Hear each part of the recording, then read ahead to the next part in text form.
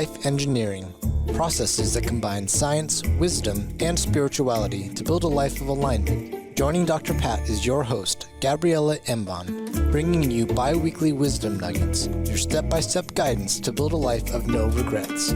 Stay tuned as they uncover powerful processes for you to realize your true potential. Are you ready for some magic wisdom? Life engineering starts now.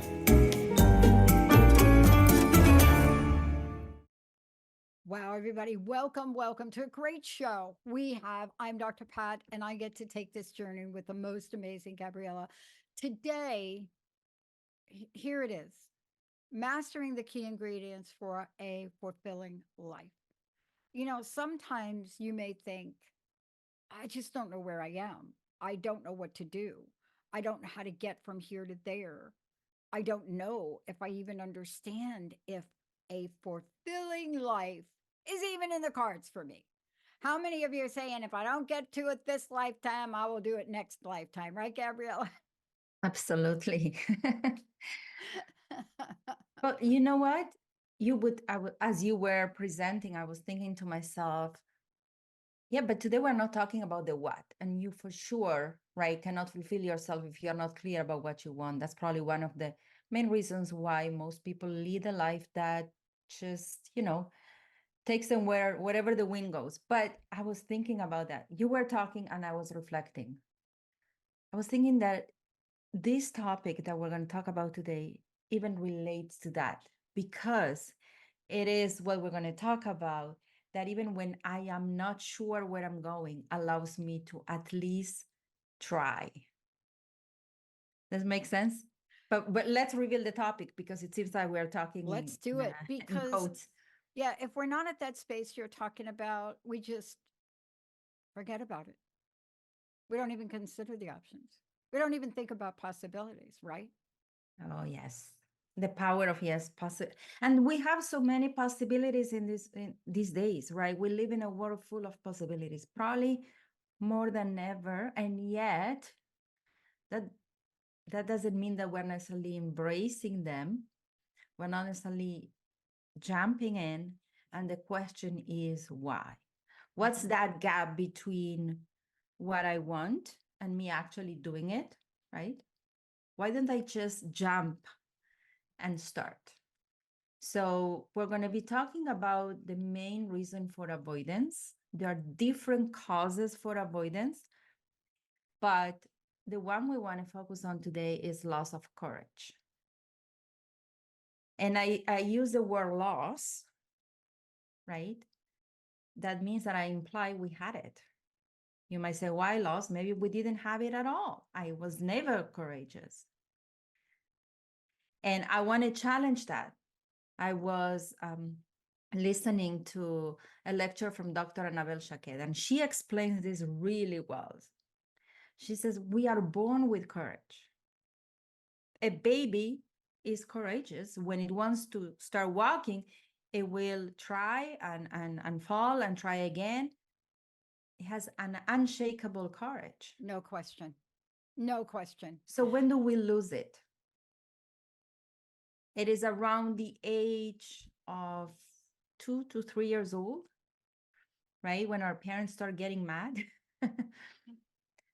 Or scared, mad or scared. Mad or scared, that's very true. That we start creating that, we start losing our courage. And then we start creating a distorted relationship with the results.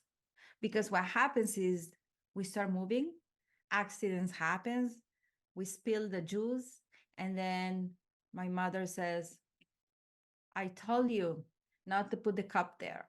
We run, we fall, and then say, I told you not to run, right? All these comments that come from frustration, wanting to protect us, right? They send a profound message to our soft brain. And that profound message says, oh, don't do just what you want to do, right? You're going to make people angry.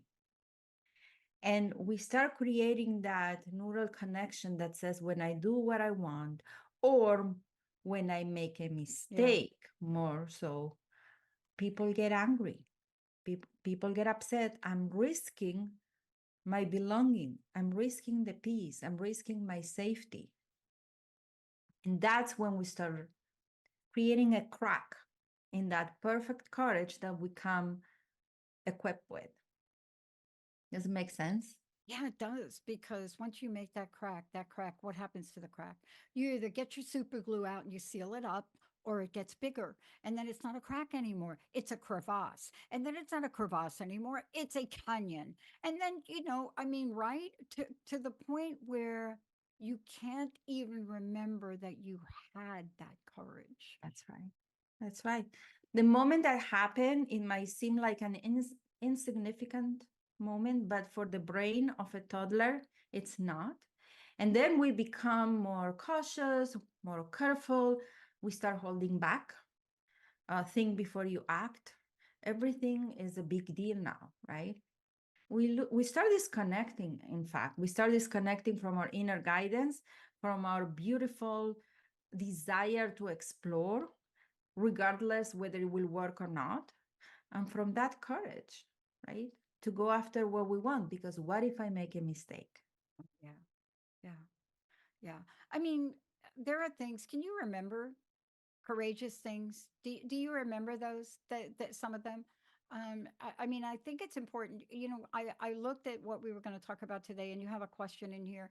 And I think you asked, what is the most courageous thing that you remember? Something like that, right? Do you And remember? yeah. And I remember it took me a while to be honest about it. Loving, Oh my, loving another person was the most courageous thing that I could remember ever doing at a very young age. And because I didn't grow up with that. I didn't, a lot of people grow up in loving families and everybody's happy, right? That's not my story. So loving another person, I, I don't mean just, I mean really loving another person. That's what I remembered. Most wow, courageous thing I've ever done. that's so profound, because when you love someone, you open yourself completely, right? You're the most vulnerable, and you basically say, I trust you, but you are also most vulnerable to betrayal. Yeah. That's definitely an act of courage. It Yeah. does take courage to love another person. And of course, from what you're saying, is so important to be courageous. Because why is that important? I can have a great life without it. I don't know. I'll challenge that. You can Yeah, have a I life. would too. I You would can't. challenge that is a great life without it. Yeah, no, I know I'm a living, proving example because I know what my life was before I actually truly loved. It was easier for me to jump out of an airplane and skydive. When I say that, people are like, no, I'll take love anytime. But that's not my journey. And so, what you're talking about today is each of us has to get in touch with that part of ourselves that perhaps maybe we cut off, right? Absolutely. And it could be in certain areas. In some areas, we might be very courageous, let's say at work, or embracing opportunities from a professional perspective. But in the love area or personal relationships area, like you mentioned, we might be holding back. So it's not an all or nothing, of course. The idea is to question, in which area of my life do I feel that I'm holding back and not really living my full potential? And how do you know if you're living your full potential in that area? When you see yourself at the end of your life, do you feel, are there any regrets? Mm, It's that lovely sentence. Am I really, really leading my life in a way that I will minimize my regrets at the end of the day? mhm. Yeah. So In courage the also allow, yeah. in the material world, I want to talk about this too. In the material world, we have to really remind ourselves of courage. So when I looked at this and then I looked at what you're about to talk about, I had another thing. And starting this network has to be in the top, up there. Um, I didn't see it as that originally because it felt so right. Mm, But getting ready for this show, I reflected upon it. Um, there's so many things. And I think what you're talking about is if we can identify that gap and close that gap, living a life fulfilled, it's not an illusion. It can become a reality for us, right?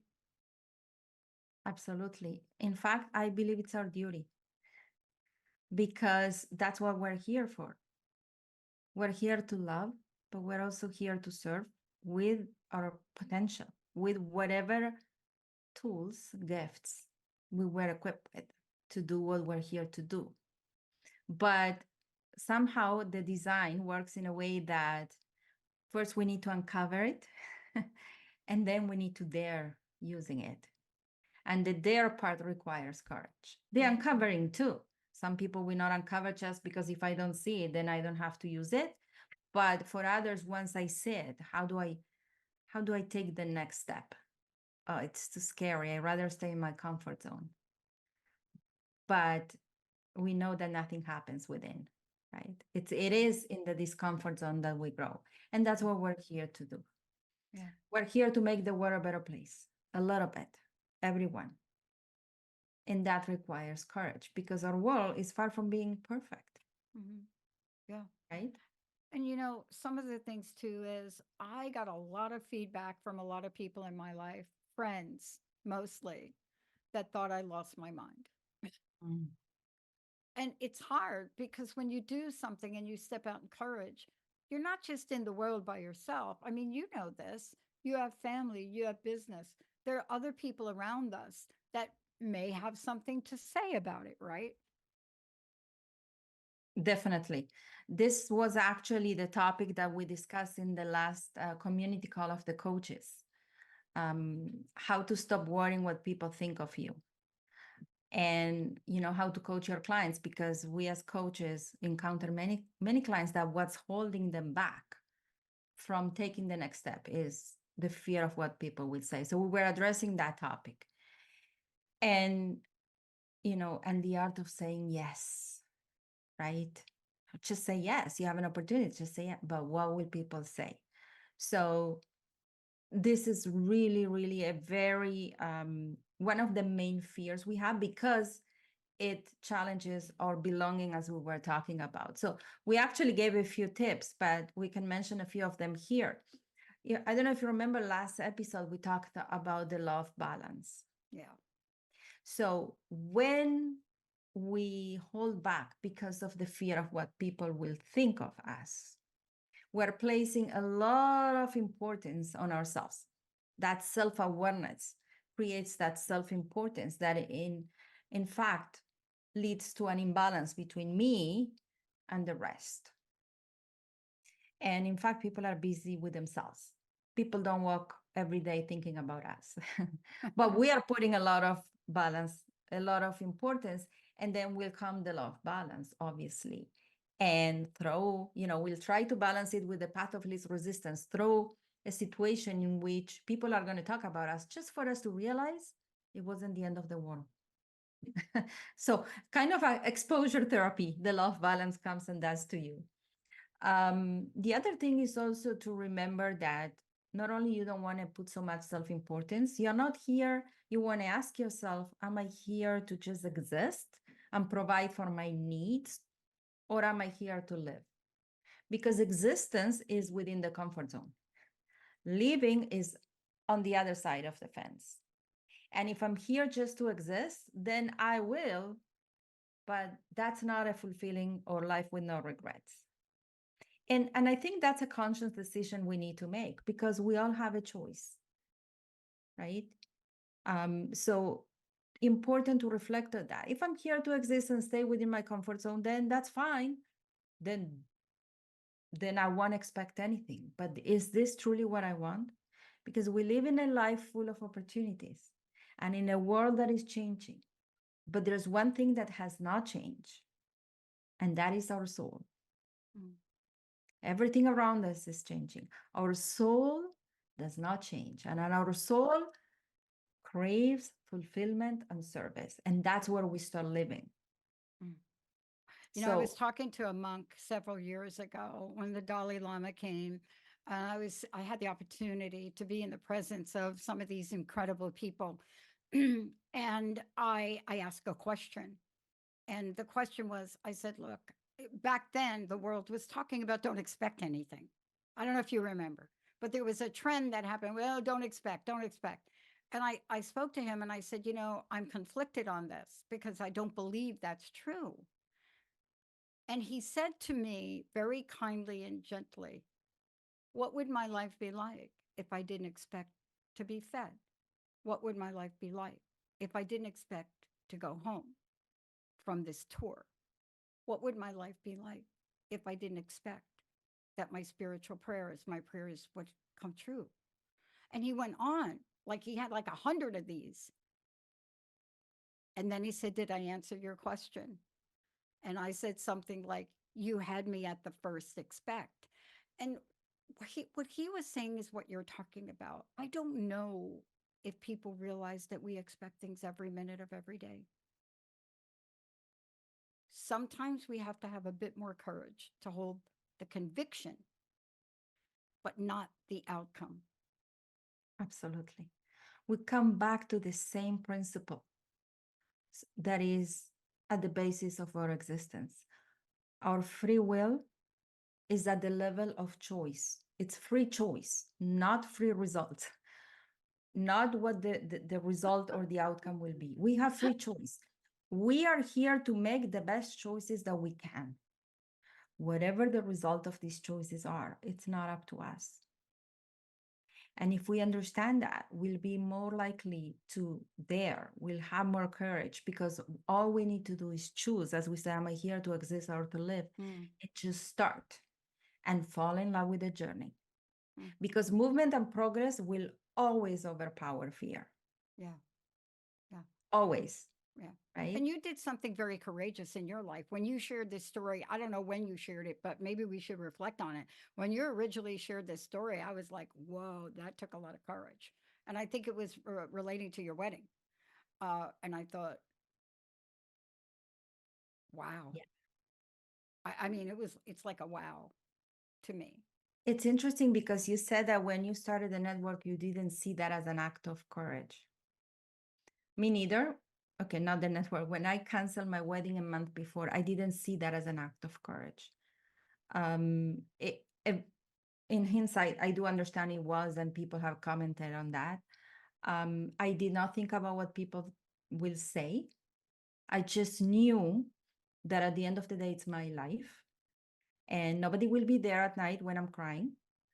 And I need to make a choice for myself, and I just did it. It was beyond, it overpowered my thinking. Sorry, no, that's not what I wanted to say. It went beyond my thinking. So I don't recall thinking so much about that. But for the career change, that people also say, wow, that was courageous with 3 kids, doing a career change from engineering to coaching. That I remember very clearly, doing it while carrying the fear of what people might say, and thinking about, imagining people talking about me and saying, she went crazy. What is she doing? She's throwing her degree to the trash. That I remember. So I would say that choice took more courage for me, because I had to act despite the fear, which is one of the ways to look at courage, right? So the fear was very present for that one. Yeah. Fear of judgment, fear of being seen as I lost my mind. Yeah. I want to talk to you about this because these things that are happening, you're up, I'm going to call this my language, up leveling my courage barometer. I always look at this on a day-to-day basis because I'm always hit with fear, smack in the face. There's something that'll show up. And it doesn't matter what it is. I'm a human being. So it could be simple things, right? But there's one thing that I would love for you to talk about, because I remember interviewing Gloria Steinem, and I remember asking her about courage. How did you have the courage to be the woman you were, especially at a time where you were fighting for women's rights and the organization that you were with did not want to include the LGBTQ community? And I asked her, out of your mouth came, we're all lesbians. That was her statement. It was a tipping point, a turning point. But she said to me this, and I would love for you to talk to it. She said, Pat, we all stand on the shoulders of all that have come before. Wow. So we're here now, and you're sharing the show and you're sharing this topic so you could be that beacon of light to encourage someone, people listening. So you're doing this from where I sit to encourage others to tap back into that courage, aren't you? Absolutely. Um, it for me, this is what I believe in. You've heard me say that what I believe is that as adults, we have the responsibility to find the courage to live a fulfillment life in two main areas. These are the areas we don't want to compromise: career and primary relationship. But it does require courage, like anything and everything in life, because it's rare that we make it right from the beginning. Talking about the word mistakes. What is a mistake? Mistake. Take it again. Do it again. So I missed that take. I missed it. Kind of like playing bowling, you know? Do you imagine if you play bowling? Yeah, you were playing bowling. Would you stop after a bad strike? Of course not, right? You're playing. But that's what a mistake is, a bad strike. Then simply recalculate, like in Google Maps, course correct. So for me, I had to do that in both primary relationship and career. Because, like I said, it's rare we make it right from the beginning. It requires a lot of self-knowledge. And that's why it's so important to learn to develop the courage, which is like a muscle. And the word encourage, if you think about the word encourage, is to bring the courage back. Encourage. And I was sharing this beautiful exercise. Perhaps we can share that with the listeners. It's so simple, really, and so powerful. So every night, before you're about to go to sleep, when all your thoughts usually go into the things I didn't do, the list of what stay pending, what I didn't do right, what else needs to be done, right? Our brain tends to go there. Even if you do a gratitude list, you will still list what stay undone or pending from the day. So as you're about to go there, redirect your thoughts and list 10 things that you did today that you're proud of yourself, happy with yourself that you did that. And the key here is to list 10 things, even the smallest actions, the routine actions like flossing your teeth. So Dr. Shaket, she explains, because yeah, flossing your teeth, what? It's something I do every day, but you could also not do it.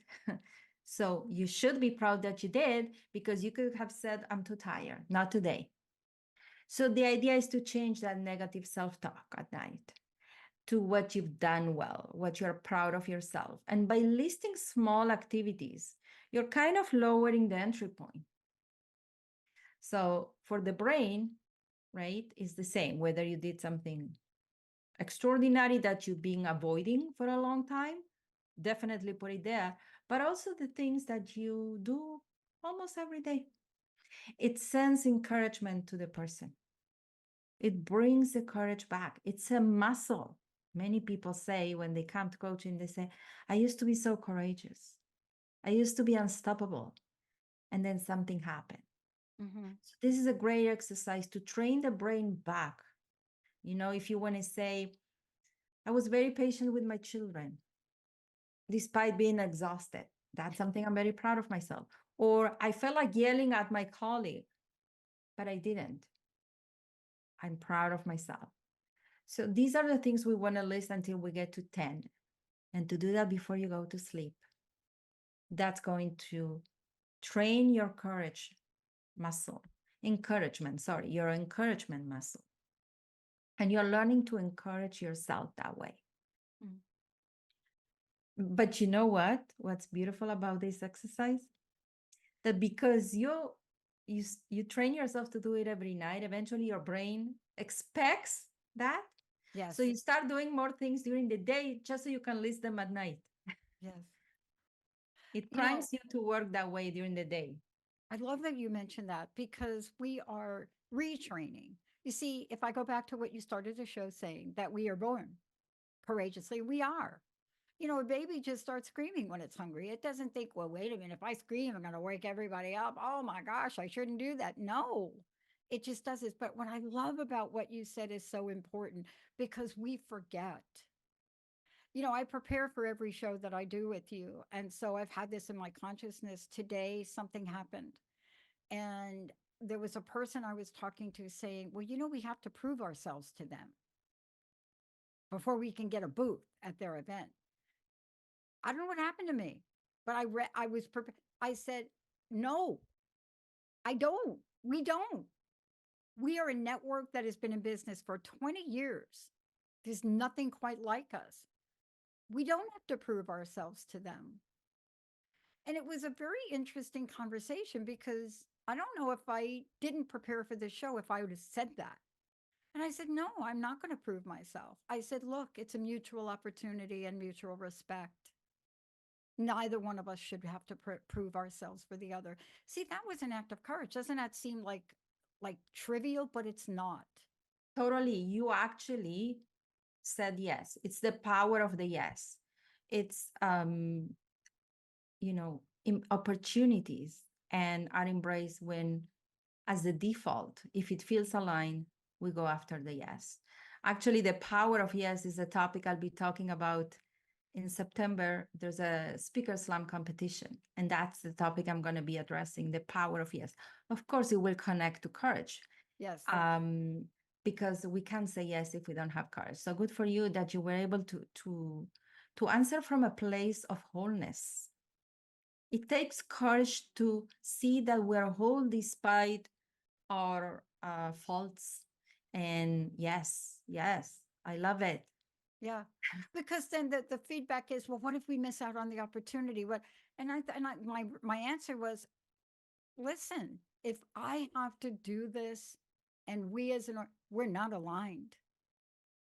We're not aligned. Let's just accept it. And as Jim Fannin taught me, hit the next button. You see, that's what you said. You know, today you talked about a lot, but there's a closing message here, and I want you to go back to it about mistake. Yes. I play a sport where when I miss a ball, I have to evaluate within a second and a half. Was it my form? Did I not finish? I mean, I really do. And this thing you wrote here is so critical because we don't apply this in our lives. Definitely. We were talking about mistakes like being a bad strike, but then you do it again. And like I said, we're born with that ability. For me, failure is avoidance. It's not a bad strike. That's not failure. Because you know what? If it didn't work, if the results were not what I was looking for, it wasn't up to me. I'm not responsible for the results. I'm responsible for the journey. And as long as I do my best in the journey and I course correct and I learn and I improve and I do it again, I already succeeded. Right? We don't want to reduce our potential. That's what we don't want to do. That for me is failure, reducing our potential of what Abraham Maslow said, what a man can be, he must be. What a powerful conversation. Thank you so much, Gabriela. Again, please let folks know how they can find out more about you. We are at coachingacademy.net and GabrielaEmbon.com. Thank you so much for today. Thank you, Dr. Pat. Thank you for the invitation to remember that we are built in courageous. Thank you so much for that. Wow. Please follow what Gabriela said today. You can do this. At the end of your day, you can do this. But remember that you are really, really enough and more than enough. And as Matt James would say to me on a regular basis, Pat, whatever you think you are, you're more than that. And Gabriela just shared why that's true. We'll see you next time. Thank you. You have been listening to Life Engineering, processes that combine science, wisdom, and spirituality to create a life of alignment on TransformationTalkRadio.com. Join host Gabriela Embon and Dr. Pat every first and third Tuesday at 11 a.m. Pacific for bi-weekly wisdom nuggets on how to create your perfect synergy between your mind, body, and spirit in order to realize your true potential. For more information, visit Gabriela at coachingacademy.net.